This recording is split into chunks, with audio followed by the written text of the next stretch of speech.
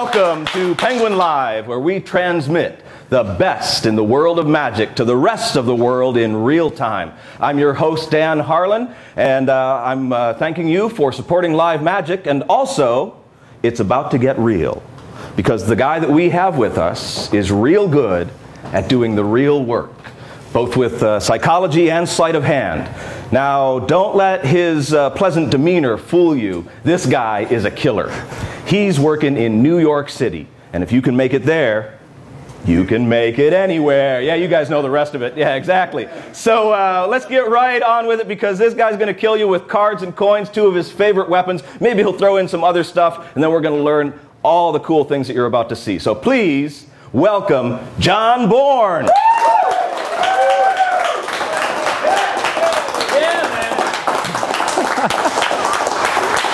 Thank you very much, guys, and thank you for joining us here at Penguin Live. This lecture is kind of a tribute to some of my early creations based on sleight of hand. And really, I'm the type of guy to get right into it. So the question is, are you guys ready for me? Yeah. Let's begin.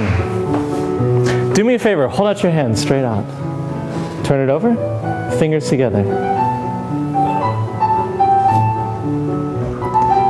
In a deck of cards, the most basic difference is the color, red and black. What do you prefer, red or black? The color you choose is the color we use. Name it out loud for everyone to hear, and then point to somebody else to help us as well. Red. That's great. Perfect. She chose you. She chose red, which leads with the hearts and the diamonds. The suit you choose is the suit we use. Name it out loud, and feel free to choose somebody else to help us as well. Diamonds. Great, and who would you like to help? Right here. Wonderful. He chose diamonds. Now I want you to think through each one of the values. Ace, 2, 3. And when you're comfortable, I want you to stop on one and name it out loud for everyone to hear. 9. The 9. And you've been holding on to that before we even started. Now you guys at home know that in every deck of cards there are 4 9s. There's the 9 of hearts, the 9 of spades, the 9 of diamonds, and the 9 of clubs. You've been holding on to that before we started? Do me a favor, take a peek inside and see what you have.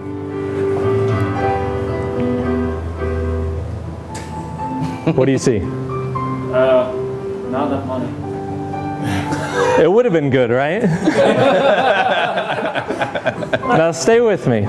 What I've done here is I've made a prediction based on your decisions, and I think it's worked out beautifully. On the back of every single card in this deck, I've actually written a different value, and we'll spread this out nice and far. And these values range from $3 to $300. And because every single card in the deck is different on the front, every single card is different on the back. And hopefully everybody at home can see that. And now it's time to count the money. Do me a favor, take the money out. And not that I don't trust you, but we'll count it into my hands. Yeah, go ahead. There's 5, 10, 15, 16, $17. And there is one small pocket in there. I'll help you because we've got a bit of change as well. So what's our grand total? 35. 1635. 1735. $17.35. $17.35. So what's happened here is I didn't have you guys pick a card. I had you think of any playing card in the deck. So it could have been the 3 of clubs, the 2 of spades, the ace of spades, or the 4 of diamonds. But today we thought of a red card, a diamond, the 9 of diamonds. Even if we would have had any one of these, we could have had any of these different values. How about the 9 of spades? That says $2.43. The 9 of clubs, 12 cents. The 9 of hearts, 55.18. But we didn't. We thought of the 9 of diamonds. And wouldn't it be incredible if on the back of the card you merely thought of actually said $17.35. Thank you very much. Thank you.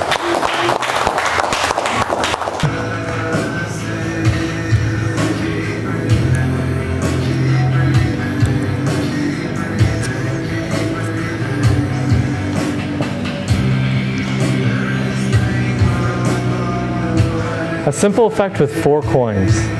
Watch. All it takes is a wave. and the first coin travels. You can applaud if you'd like. So the idea is that they travel from one side to the other. In fact, I'm going to move them out just a bit. 3 and 1 becomes 2 and 2. Now I've gotten so good at this, I can even switch hands, mostly because I have to. 2 and 2 becomes 3 and 1. And last but not least, the final coin. To a huge round of applause happens now. Thank you very much. Now, just for the magicians in the crowd, so far it's all happened one at a time, but if I was any good, I'd be able to make them all go.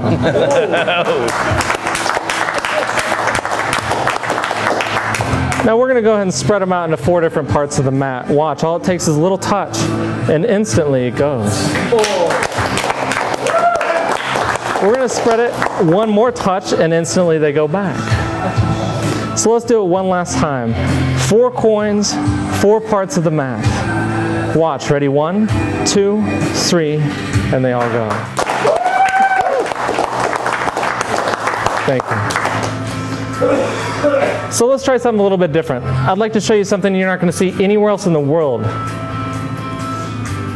It's done with 4 coins, 4 English pennies, as they change to 4 half dollars.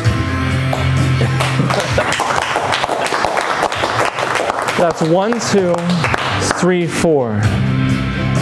Now they had to go somewhere. A purse that was once shown empty is now full again. That's 1, 2, 3, and 4. Thank you very much. Thank you.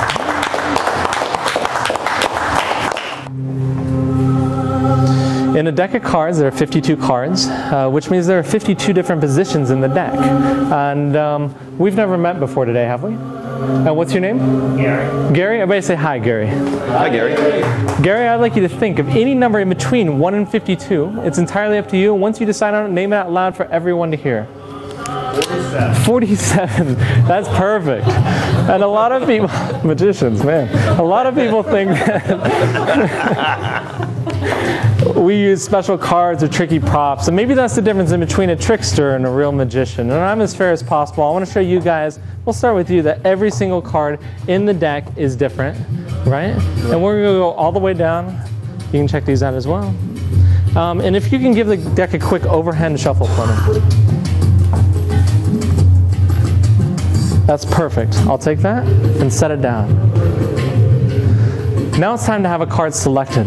And if I was to hold a deck of cards out in front of you, maybe there's certain ways that I could limit your selection.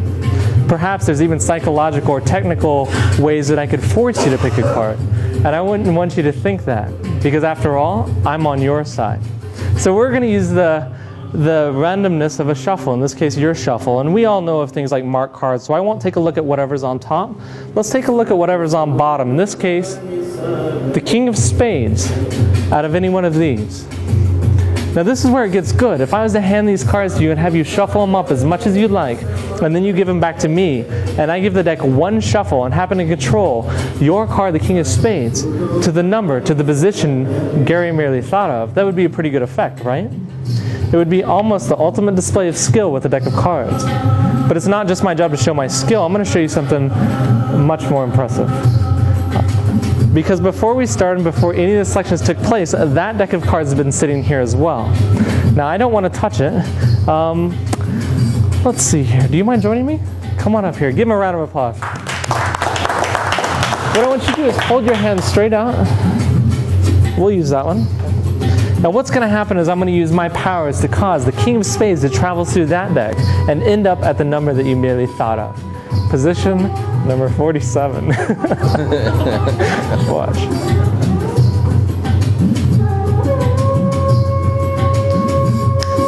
Do you feel the power? Yeah. I thought so. Do me a favor, take the cards out of the box. Be careful not to spill them. and hold them face down, just like you're going to deal a game of poker. So ladies and gentlemen, what's going to happen is we're going to deal the cards face up to the table one at a time, and we're going to count out loud to the 47th position. Are you guys with me? Yeah. Are you guys with me? All right, let's begin. Go ahead.